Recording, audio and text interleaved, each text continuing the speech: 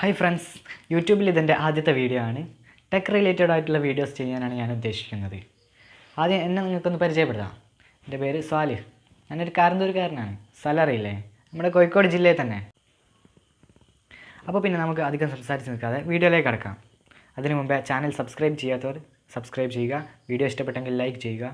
ഈ വീഡിയോ നിങ്ങൾക്ക് ഉപകാരപ്പെടുമെന്ന് വിശ്വസിക്കുന്നു. അതുകൊണ്ട് മറ്റുള്ളവരിലേക്കും നിങ്ങൾ ഷെയർ ചെയ്യുക.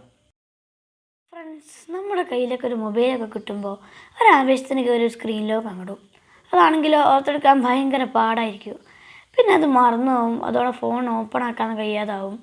പിന്നെ മൊബൈൽ ഷോപ്പിലൊക്കെ കൊണ്ടുപോയി കയറ്റി 100-200 കൊടുത്ത് ഫോൺ റീസെറ്റ് ചെയ്ത് വെറുതെ കയ്യിലുള്ള പൈസ കളയും.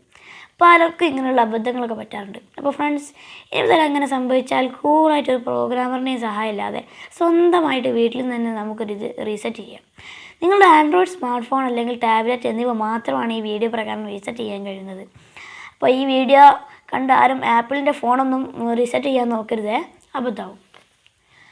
അപ്പോൾ ഇതിനായിട്ട് ആദ്യം മൊബൈൽ സ്വിച്ച് ഓഫ് ചെയ്യണം. ശേഷം കാണുന്ന പോലെ പവർ ബട്ടൺ, വോളിയം ബട്ടൺ ഒരുമിച്ച് അമർത്തി പിടിക്കണം. സാംസങ് പോലെയുള്ള ഹോം ബട്ടൺ ഉള്ള മൊബൈലാണെങ്കിൽ പവർ ബട്ടൺ, വോളിയം ബട്ടൻ്റെയും കൂടെ ഹോം ബട്ടണും കൂടി അമർത്തി പിടിക്കണം. അങ്ങനെ ചെയ്താൽ ചില ഫോണിൽ ഇതുപോലൊരു മെനു വരും. അതിൽ റിക്കവറി സെലക്ട് ചെയ്യണം. എന്നിട്ട് റിക്കവറി മോഡ് വരുവാണെങ്കിൽ അതിൽ നമുക്ക് വൈപ്പ് ഡാറ്റ ഫാക്ടറി റീസെറ്റ് എന്നത് സെലക്ട് ചെയ്യണം. പ്രത്യേകം ശ്രദ്ധിക്കേണ്ടത്, ഇതിലൊരിക്കലും ടച്ച് ചെയ്ത് സെലക്ട് ചെയ്യാനാവില്ല. പകരം ഫോണിൻ്റെ സൈഡിലുള്ള വോളിയം ഡൗൺ ബട്ടൺ പ്രസ് ചെയ്ത് wipe data factory reset select ചെയ്യണം. അതിനായി പവർ ബട്ടൺ പ്രസ് ചെയ്യണം. ശേഷം വോളിയം ബട്ടൺ ഉപയോഗിച്ച് delete all the user data select ചെയ്യുക.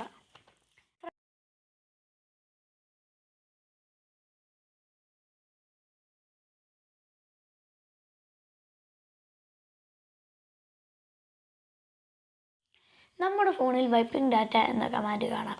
ആ പ്രോസസ്സ് കഴിയുന്നത് വരെ വെയിറ്റ് ചെയ്യുക.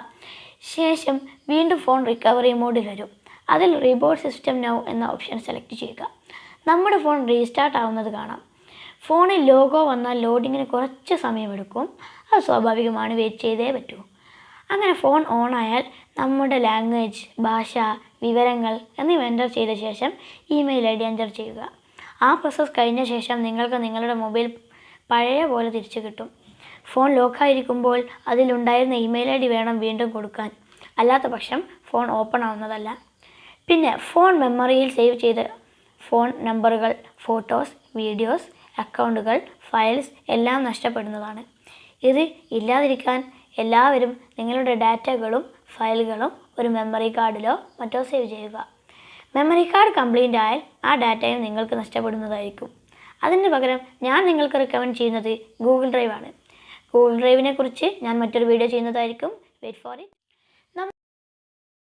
അപ്പോൾ ഫ്രണ്ട്സ്, വീഡിയോ എങ്ങനെയുണ്ട്? ഇഷ്ടപ്പെട്ടോ? എങ്കിൽ ചാനൽ സബ്സ്ക്രൈബ് ചെയ്യുക, ലൈക്ക് ചെയ്യുക.